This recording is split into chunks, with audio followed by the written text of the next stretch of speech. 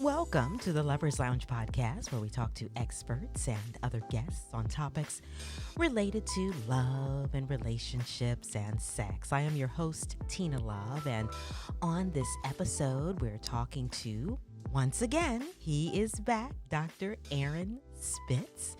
Dr. Spitz is a urologist.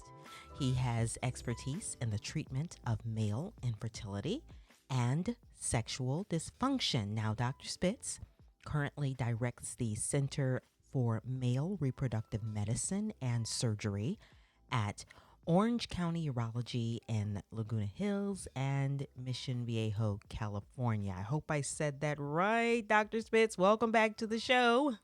Yes, thank you. Oh. Very nice to be back and speaking with you again. I appreciate it. Well, I just want to let you know that your last episode is it's definitely in the top 5, if not the top 3. Like, there have been a lot of people that have listened to your episode and must be very interested in what you have to say. So, Well, that's great. Maybe we can push this one to number 1. I know. And so that's why I said, well, I have to have you back. And I said I was going to have you back when you were on the last time. I said I wanted to, invite you to come back. And so I just wanted to let you know, though, that a lot of people listening. So that means that there are, that's great. Men and women that are interested in hearing and learning more about the penis, which brings me to your book, just in case there are people who are listening to this episode that didn't listen to the last one. Can you tell about your book, what it's called? And yeah, sure. Yeah. Right. So it's called The Penis Book. Mm-hmm. And then subtitle is A Doctor's Complete Guide to the Penis, from size to function and everything in between. And what that means, it's a doctor's guide, meaning I'm a doctor and I wrote this guide, but it's for the general public. It's not a book for other doctors, although other doctors enjoy it as well. And so it's the penis book, and it's everything that you could ever want to know about the penis. And so it's really one of these books you can judge by the cover, because that is, in fact, what it's about, although it has been at one point mistakenly shelved in the cookbook section in one of our local libraries because it's got a big eggplant on the cover. Yes. So the eggplant is the emoji for penis, as most people younger than me are aware. I had to be educated on that by the publisher when I saw this beautiful cover and didn't understand why there was an eggplant on it.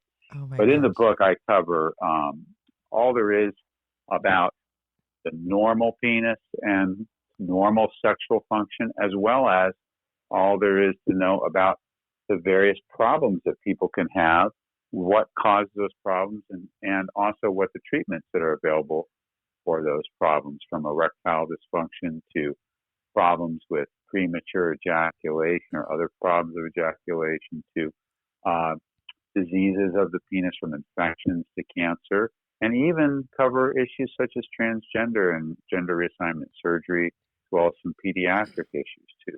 Right. So it's a real comprehensive kind of book, but it's written for the general public to give them the information they need or want. Well, I tell you, I thank you so much, because, when we did the interview the last time, I hadn't actually read the book.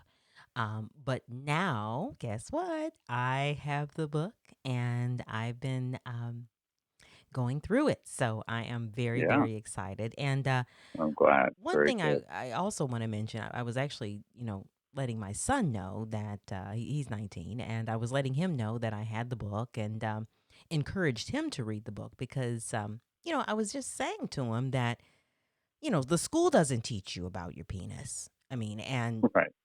His dad died at a very early age, when he was 8, so he didn't have that. And then I don't have a penis, so I couldn't tell him about his penis. And I'm not even sure that for those men out there that maybe did have fathers in the home, their fathers may not have been able to tell them about the penis on the level that you are doing in this book. So I just think it's fantastic. I'm sure I'm sure, unless your father is a urologist, he would not be able to tell you on this level. Yes, but exactly. I hear all the time from people who've read this book that they wish they had this book when they were a young man, or this is a book that should be in every school for all young people. Yes.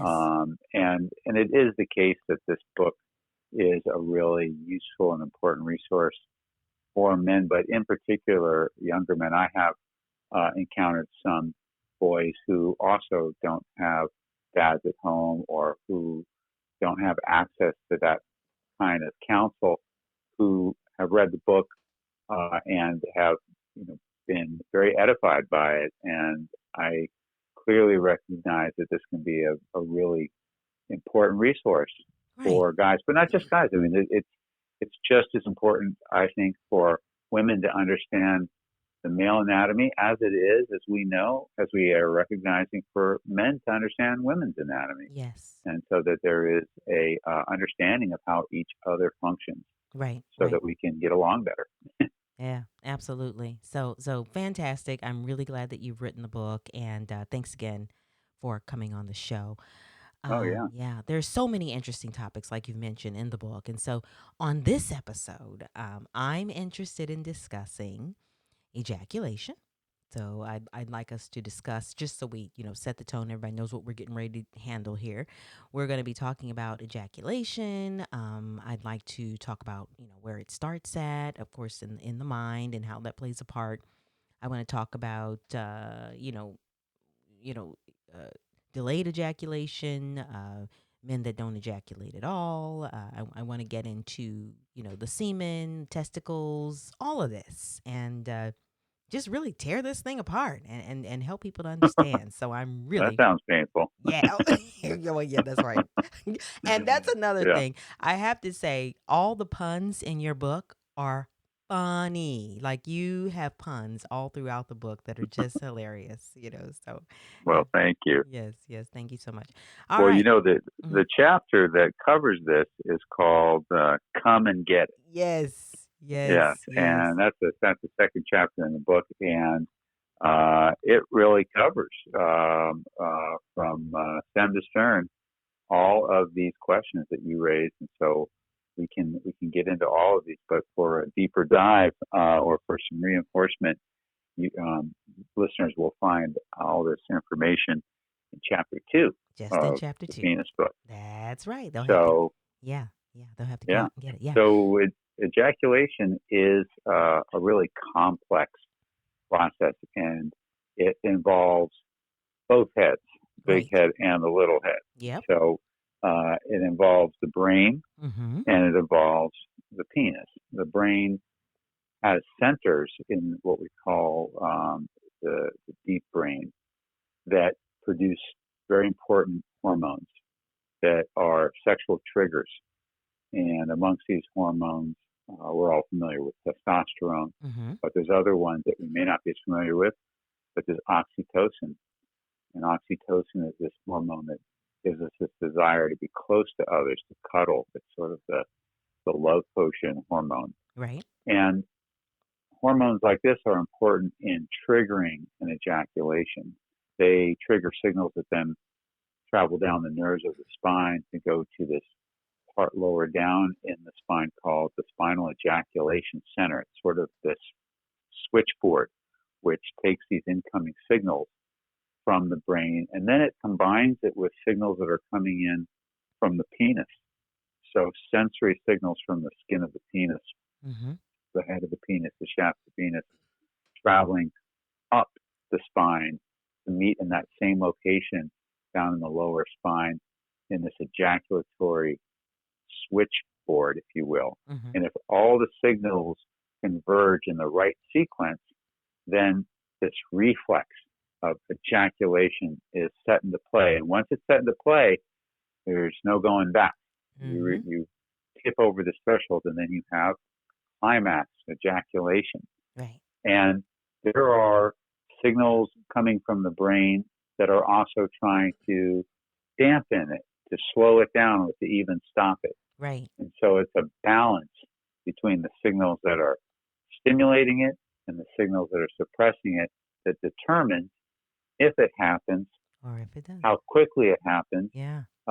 And all of these complex signals and both for and against coming from the brain stimulation and signals coming from the penis, and the signals that then have to travel back down to the structures that produce the ejaculation. And there's several structures that are involved simultaneously that produce fluids that combine to make the semen, and they each are being stimulated to squeeze out their fluids. There's fluid coming from the testicles, and that's the sperm. Right. There's fluid coming from the seminal vesicles and prostate, which are these two organs that are at the base of the bladder. The prostate is like a tunnel that the urethra travels through as it leaves the bladder, and the seminal vesicles are these two sacs that dump into the urethra right at that level. And it's actually the seminal vesicles that make the majority of the volume of semen. Mm-hmm. And that fluid that it makes has sugars in it and nutrients in it for the sperm to do its thing. All right. And then the prostate dumps some fluid in there too. And that has some enzymes that allows the semen to have the consistency it does. And the reason it has its various consistencies is specifically to promote the ability of sperm to reach the egg. And I can explain that in a little more detail shortly here. But all of that stuff has to work right for an ejaculation. That's right. So it's quite remarkable that it even happens at all. Yeah. So you talk about in your book how, just from the very beginning, you talk about those senses, so it could be, touch, or it could be a certain smell, or it could be a certain, eye contact, or whatever it is, so this is playing a part in getting the ball rolling, so to speak. But then you talk Right. about, there's senses or certain things that can happen that could actually turn it off, and then the opposite occurs. So can you talk a little bit more about that, like how that works? So what type of senses could actually like turn it off, if, that kind of thing? Right. So the stimulation that's coming from the deep brain, Right. The serotonin and other signals that are coming from that level, they get triggered by stimulation coming into the cerebral cortex from your different senses. Right. Sight and smell, touch, hearing. All your five senses are receiving stimulation all the time. But when you're in a sexual context, you're getting these pleasurable sensations coming in: visual, touch, smell, taste, and they're going into your brain. The brain's processing them, and it's going to the deep brain. And if the stimulations are sufficient, you're going to trigger that signal to get you to reach a climax. But it's not just your sensations that are triggering. It's also your thoughts. Right. It's even your memories. So there are signals bouncing around inside your brain, some of which aren't even coming from the real world around you. They're coming from that internal world inside you. And if those thoughts and memories, associations are favorable, it'll promote your ability to reach a climax. But if they are unfavorable, if they are negative, if they are anxiety provoking, they may inhibit your ability. Likewise, if the real world around you is giving you signals that is unappealing, a sudden jarring sound, a bad odor, a painful touch, that too can derail the train Oh gosh. once it's trying to leave the station. Right. So the brain is processing all of this information, both from the outside world and from your inside world as well. Very, very important. Very, very important. Yes. Yes. Okay. So and you've talked a little bit about those ingredients in the semen. I know you've mentioned at least 3 of them that makes up the semen. So can you kind of talk about that a little bit more?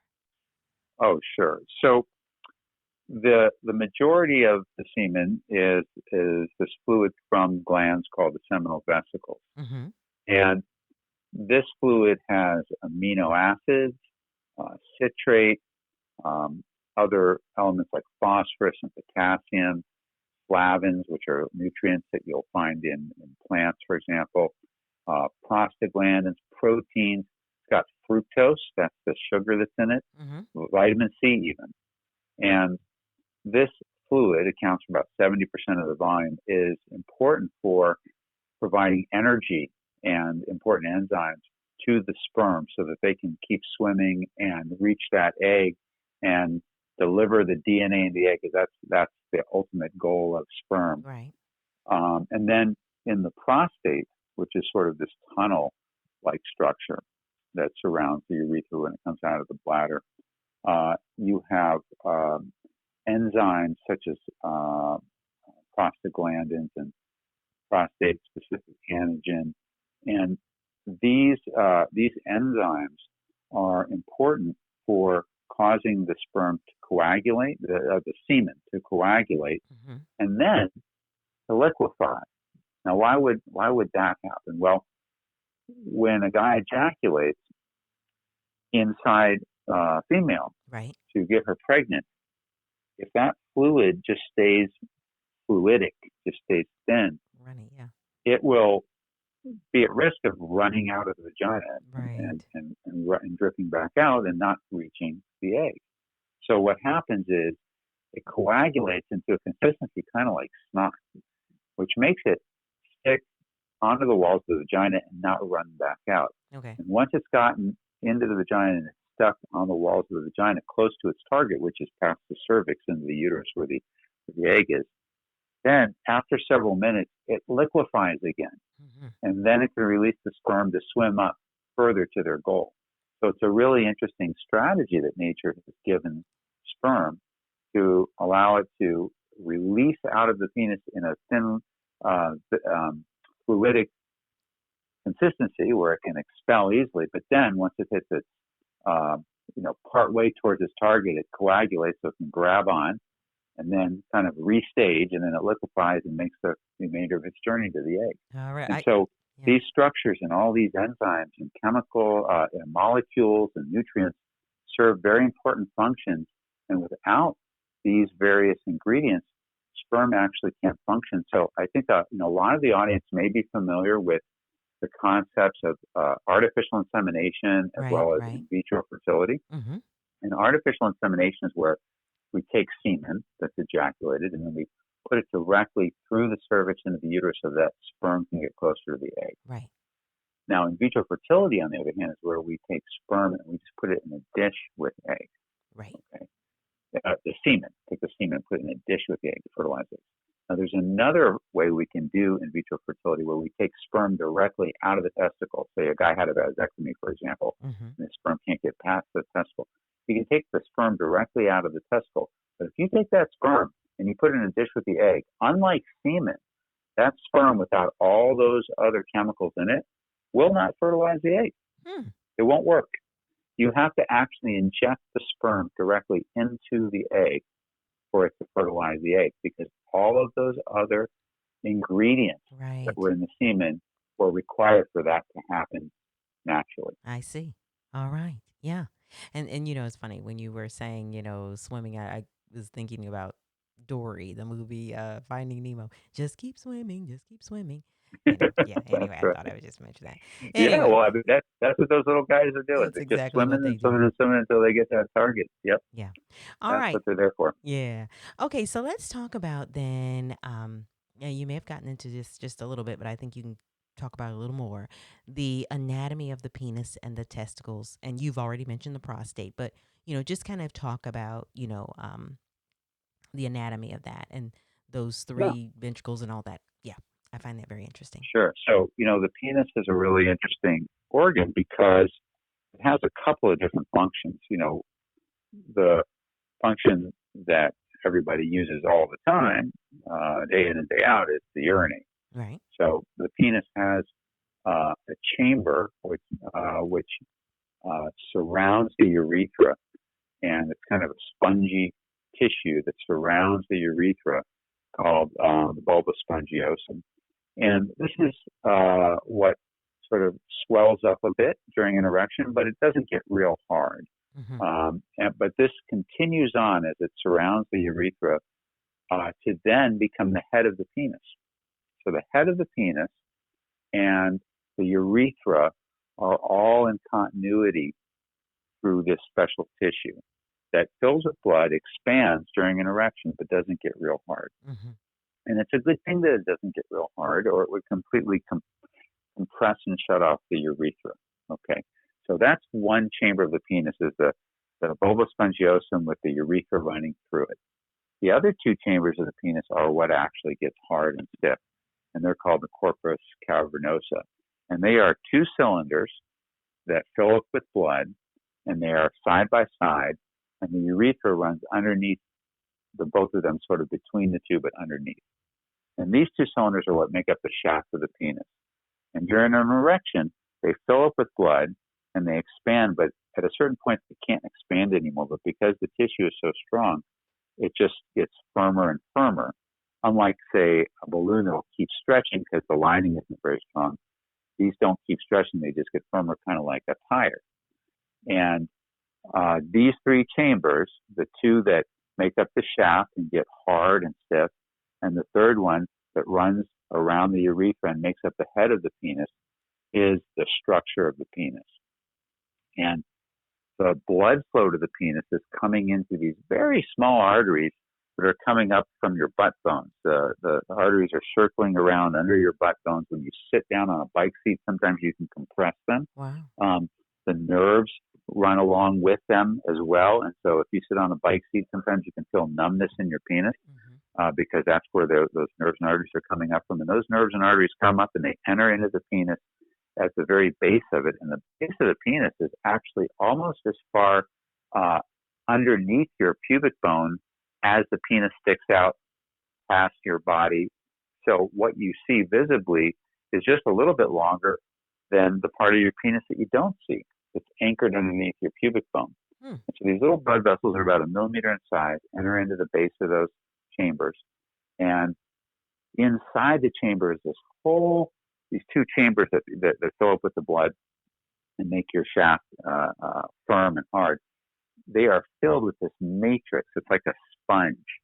And the lining or the construction of this spongy matrix is this amazing combination of layers of what we call vascular endothelium, which is just a cell layer that receives signals and sends molecules into the layer behind it, which is a muscular layer, smooth muscle. And what happens is a nerve signal enters into the base of the penis, releases a signal to this vascular endothelium. Vascular endothelium gets a signal that, it's time to have an erection, and it releases nitric oxide, this molecule nitric oxide, onto the smooth muscle that's right next to it. And that makes the smooth muscle layer expand. It relaxes and opens up all the spaces of the sponge. I see.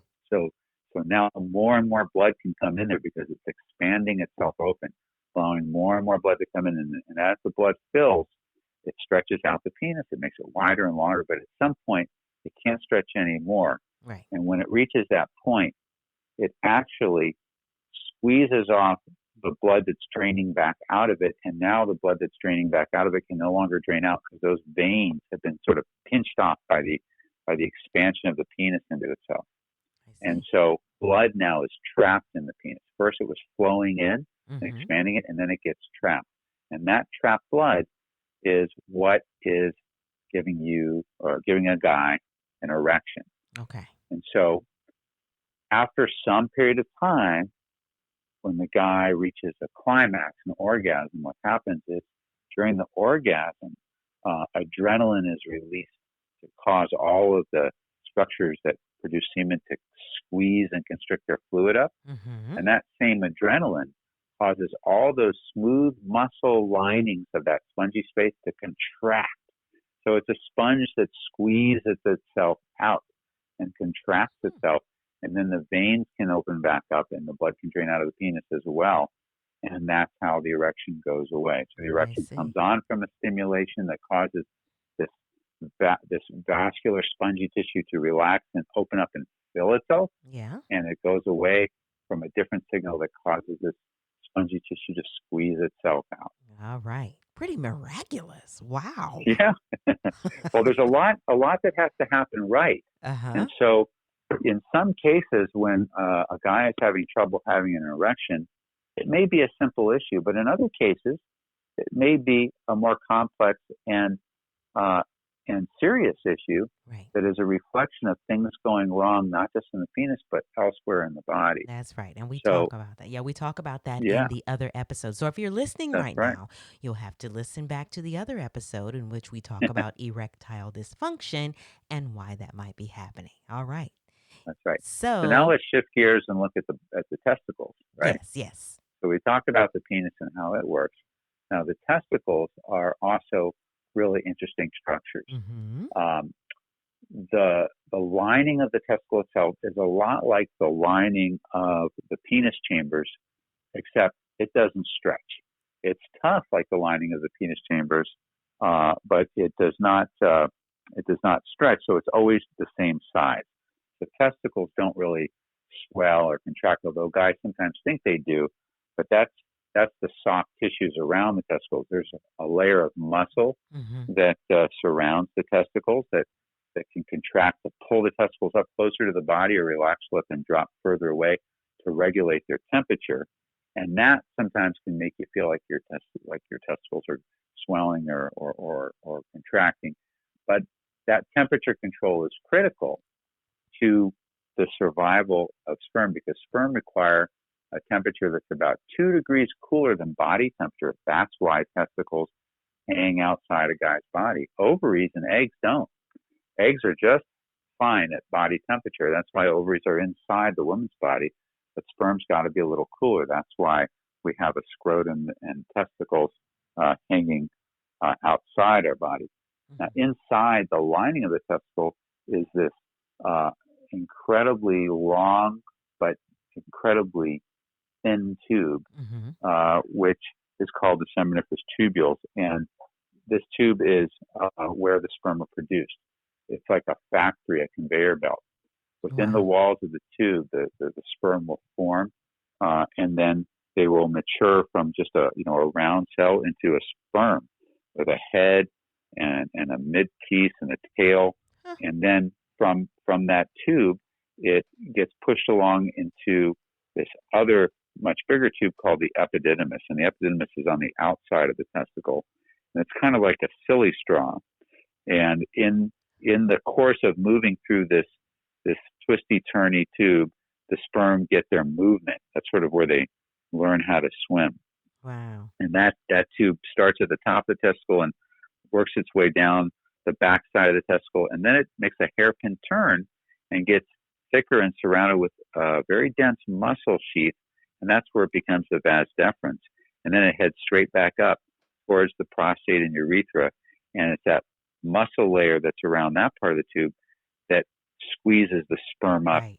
Right. into the urethra to join the other fluid to make the semen to allow you to ejaculate. Yes. Yes. All right. So a lot of complex plumbing going on down there on a very, very tiny scale, but it all converges up in the urethra with the fluid from the prostate Yes. and from the seminal vesicle. Man, a lot happening down there at one time. Yes, And pretty yes. quickly, I might add. Yes.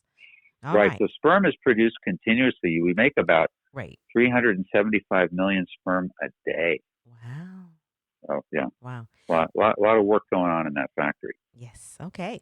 Well, now we're going to talk about, so, you know, pre-ejaculation. So somebody that this process happens pretty quickly and before they can really get into things good, it happens, Yeah. Premature Yeah, we're ejaculation. talking Yeah. about that. And then Yeah. we're going to talk about delayed, where there's, somebody that just really takes a while to get there. Yeah.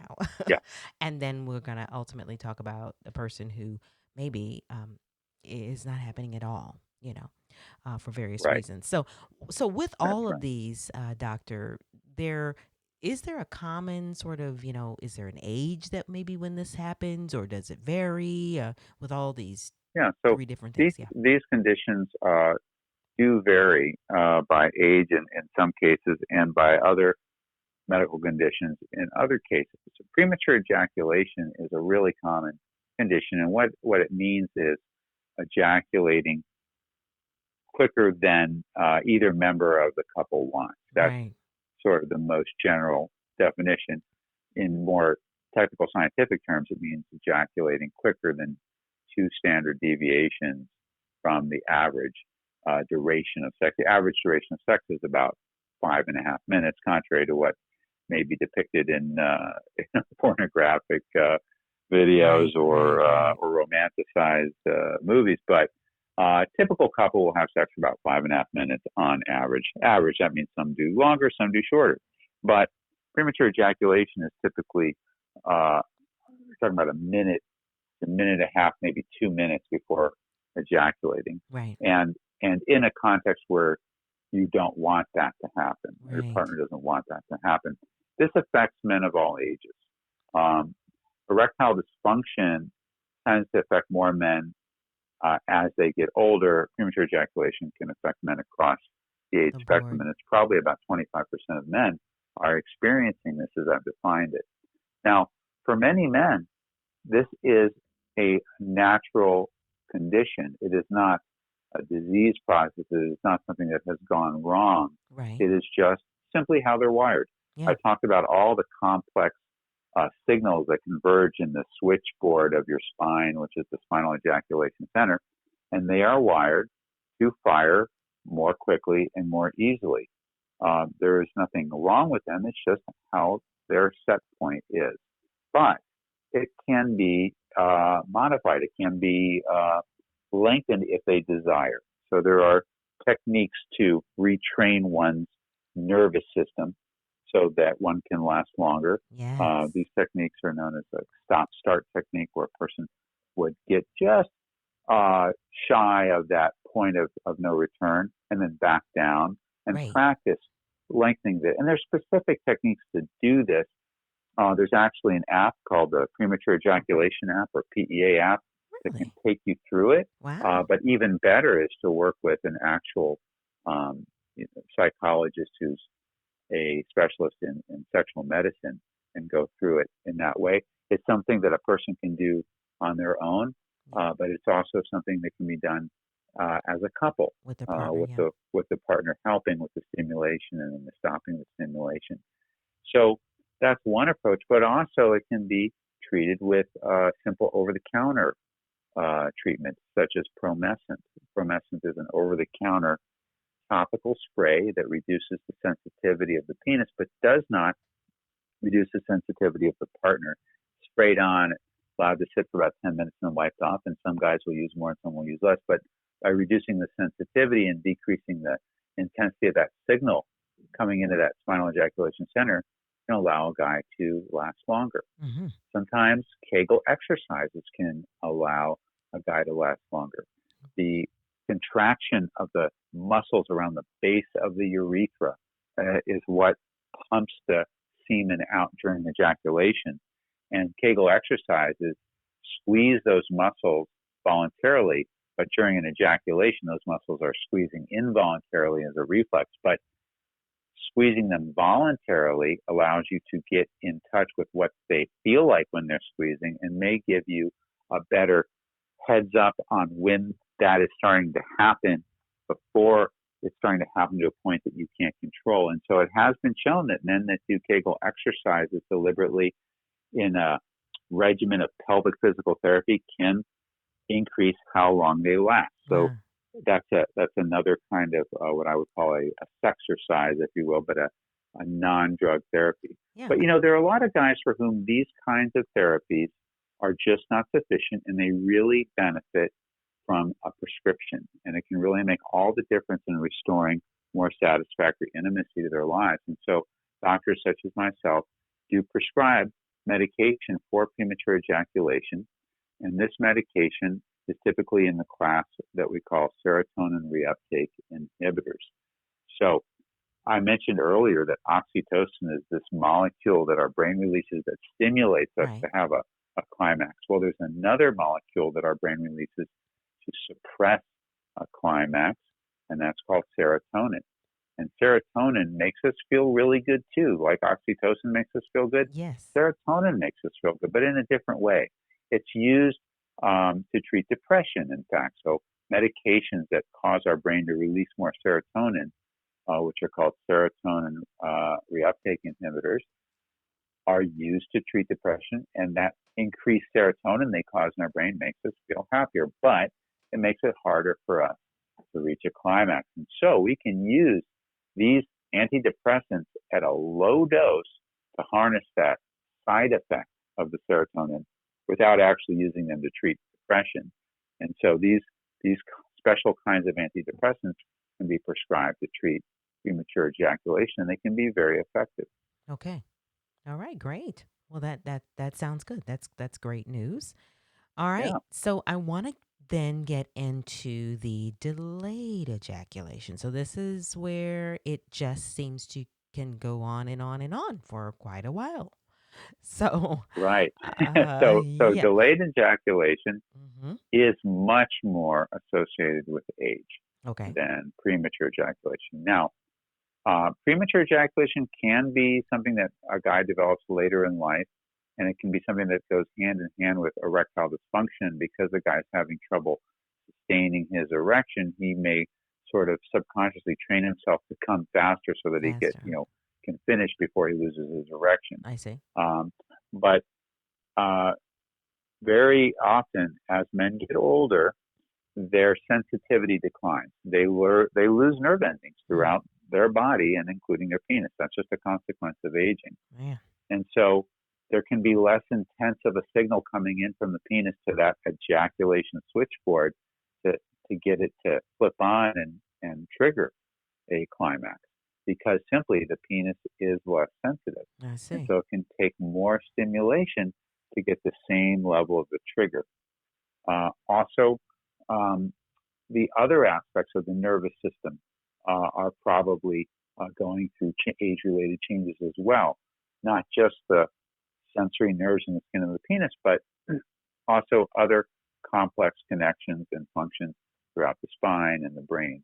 So aging often causes a decreased ability to reach climax, which is a normal and natural consequence of aging for many men.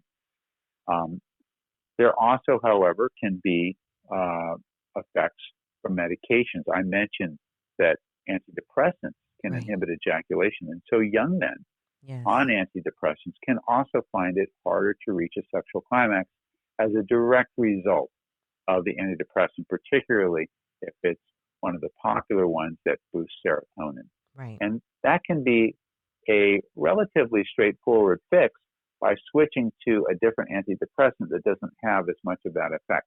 For some men, there really isn't a satisfactory alternative, and their depression really requires management with a drug that's interfering with their ejaculation.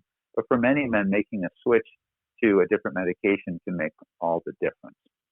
Okay. With older guys and with some younger guys, one of the factors that may be decreasing their ability to reach a climax can be low testosterone. Testosterone does decline as we get older.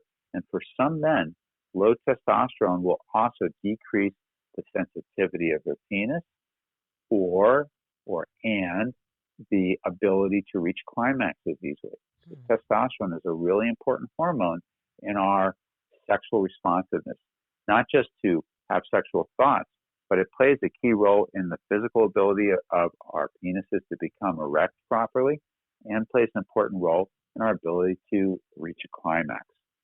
So testosterone, also age dependent, but not necessarily. Some young guys suffer from low testosterone as well. And so understanding what the underlying causes can help target the treatment.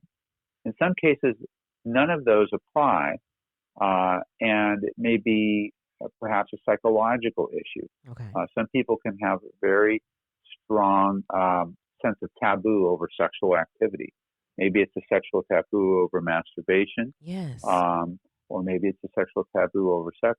I've had patients who are widowers, and now that they're trying to re-engage in another relationship, they have a sense of guilt Yeah. about having a relationship because of their, uh, somehow a violation against their deceased partner. But that's not truly the case. And with uh, help with a psychologist who's a sexual medicine expert, these people are able to move past that. But Right. psychology can play a very profound physical role in our bodies, as we know, and same is true here. Right. Now, is it true hormone imbalances? Does that play a part in some of this? Yeah, so the most common hormone imbalance would be low testosterone. Okay.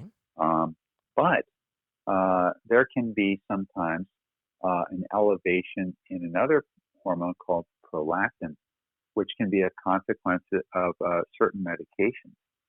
Certain medications uh, have a side effect of boosting the prolactin level. And the prolactin level is this hormone that is really more commonly understood in women because it helps with the production of milk. But in men, it's interesting. It's a hormone that is released once a climax occurs to shut down the climax. So it's sort of the um, the curtains, Wow. curtains on your climax. Mm. And if too much prolactin is being secreted as a side effect of, say, a medication, that can make it harder to even get the climax in the first place. Some men can develop tumors in their pituitary gland. That's one of the deep brain structures. Right. And those tumors can secrete too much prolactin. And that therefore shuts down the normal balance of the other hormones and can cause the testosterone to plummet and can make it impossible to reach a sexual climax.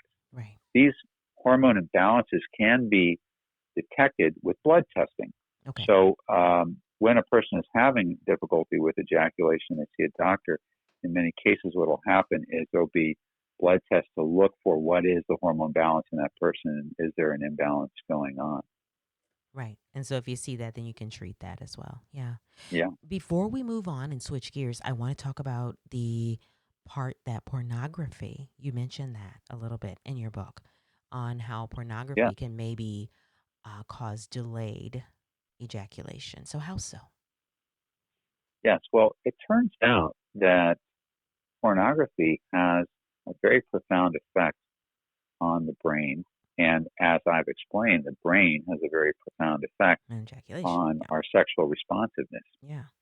And it is quite remarkable, but it is true that very frequent viewing of pornography actually causes measurable changes in the size of key centers of the brain that are important for sexual response. MRIs will show these key centers of the brain actually shrinking in size, and functional studies will show them desensitized. Mm. It's not just looking at something and thinking about it or not thinking about it.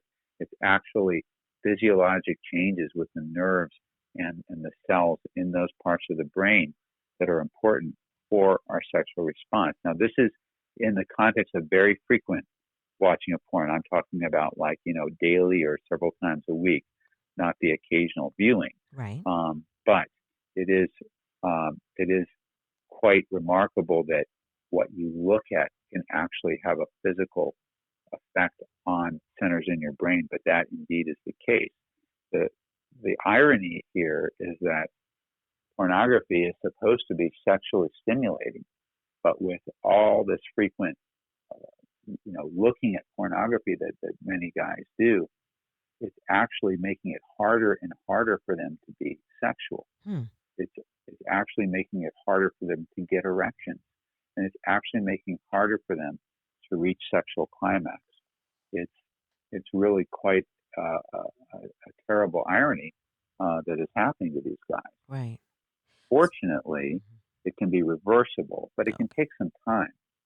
So if a guy is experiencing difficulty maintaining erections or reaching a sexual climax, and they recognize that they're frequently viewing pornography, those are very likely linked. And stopping the viewing of pornography cold turkey, not watching it less, but just stopping it altogether, seems to be an effective remedy. But it can take a few months to sort of reset and get back to more normal. I see. Okay. Now, there's something else that was very interesting that you mentioned that can help, and that is the use of vibrators for men on the penis. That's right. So, how So so? Tell me we, about this. I'm all ears. yes. So we I mentioned how with age, the sensitivity of the penis can decline. Right. Nerve endings disappear. But there's also other situations too where that happens a lot more suddenly, such as a nerve injury, a spinal cord injury from a motor vehicle accident, or say from a tumor, something that damages the nerves. But in any event, whether it's from age or whether it's from some other effect, if you have less signal coming from the penis to stimulate the reflexes that allow for erection and allow for ejaculation, in some cases you can overcome that by giving a stronger stimulation to the penis, and that's where a male vibrator comes into play. A male vibrator that I'm describing is configured to where it has a vibrating pad above and below, like a clamshell that fits over the head of the penis. Right. So it's stimulating the top and the bottom of the head of the penis, which gives a lot more stimulation. Okay. Now you can also use just a regular vibrator, like a phallic shaped vibrator, and touch it to different parts of the head of the penis, and that can work too. Okay. But the specialty vibrator called Vibrect is particularly effective. It fits over. It fits over the head of the penis. Is that right? It's like, imagine sort of like a clamshell or like a tongue configuration where it opens and closes, and you can set it on the penis, and you can dial up or dial down the intensity of the vibration. And by giving greater stimulation of the penis than could really be achieved with just your hand or your partner, this can allow guys to reach climax or to get an erection more easily, or in instances where they otherwise would not be able to, when the problem is really the degree of stimulation that they're able to get naturally. It boosts it. It gives that extra stimulation. So vibrators can be helpful for guys in that situation. Neato. All right. Yeah. Neat. Okay. All right. So we're going to move right along because we're kind of running out of time, but we need to talk about when there's no ejaculation. No ejaculation. Yeah. So tell me about this. How does this work? So the reason a guy may have no ejaculation is, again, related to how complex all of the nerve and structures are that are involved. All that anatomy we laid out in the beginning of our conversation, you can start to identify problems in different parts of that ecosystem, if you will, that can account for no ejaculation. So the most common cause of no ejaculation is when there's a problem with the nerve signal to cause the vas deferens, the seminal vesicle, and the prostate to not squeeze out their fluid properly. And that's very common in diabetes. Right. Okay. Diabetes is a disease that affects the nerves and the small blood vessels throughout the body, including the nerves of those structures that give us the ejaculation. And so a person with diabetes can experience a sexual climax, but if they have severe diabetes, poorly controlled diabetes, they may observe that no fluid is coming out. Okay. And what's happening is it's not being squeezed up to the urethra, or if it is getting squeezed up to the urethra, the bladder isn't squeezing shut to prevent it from going backwards into the bladder. So that's the most common cause of no ejaculation, but that's with a climax. All right. So let me be clear. I want to ask a question. So what I'm hearing though is that they get hard, and they go through the sexual act, and there is pleasure, but there's just no, and they actually, it's up and then goes down, but there's no, they don't ejaculate. There's no semen that comes out. They experience a feeling of a climax as if they were ejaculating, but when they look, there's no fluid coming out because that fluid is either going backwards into the bladder because the nerves of the bladder aren't able to close the bladder neck enough to prevent it from going backwards. Because when you ejaculate, not only does that fluid all come up into the urethra, but then these muscles at the base of your penis start pumping the urethra, and the bladder has to close tight so Uh-huh. that the only place that fluid can go is out the tip of the penis. And in diabetics, it won't close tight enough, or it won't squeeze all that fluid up in the urethra in the first place. I But they see. still have the feeling in their nervous system of Yes. a climax, Of a but the climax. fluid is not Just come coming out. out. I just wanted to make that clear because there could be some women out there that are thinking, well, he's not, he's not enjoying this, or he's not feeling Right. he is feeling pleasure. He is having That's a right. climax. It's just that this fluid is just not coming out. Okay, great. Go ahead. Keep going. Another very common cause for this is Hmm. men who have prostate surgery. Right. The guy has an operation to remove his prostate for cancer's sake. He's not going to have any semen coming out, but he'll still feel a climax pleasure. If Uh-huh. a guy has to have his prostate sort of reamed out because it's too big and he can't pee very well, he may not have any semen coming out, but he can still have a climax feeling. And then on the flip side, a guy with a spinal cord injury might be able to have an ejaculation just as a reflex from the stimulation coming from his penis, but never feel it in his brain. So there's an instance where a guy can have an ejaculation, but not actually feel the orgasm. So it can go both ways. Wow. Okay. Hmm. Okay. So how do you treat some of this? Well, if a man is unable to ejaculate because of diabetes, in some cases, if we get his sugar under really good control and give his body some time to improve, it will come back. Reverse that. Okay. Yeah. Okay. Yeah. If a man has had a surgery that affects those structures, then that's going to be a permanent change. I see. Okay. However, if that man is trying to have a child, which is not all that common in the age range of people that have prostate surgeries, but not impossible, fortunately, we can extract sperm from the testicle and use that with in vitro fertility, injecting the sperm into the egg, as I described earlier in our conversation. I see. All right. Well, good.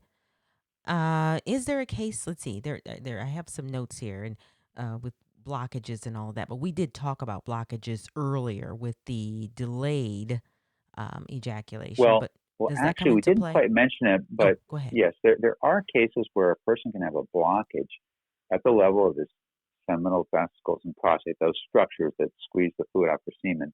Hmm. And in that case, he may have very little fluid coming out.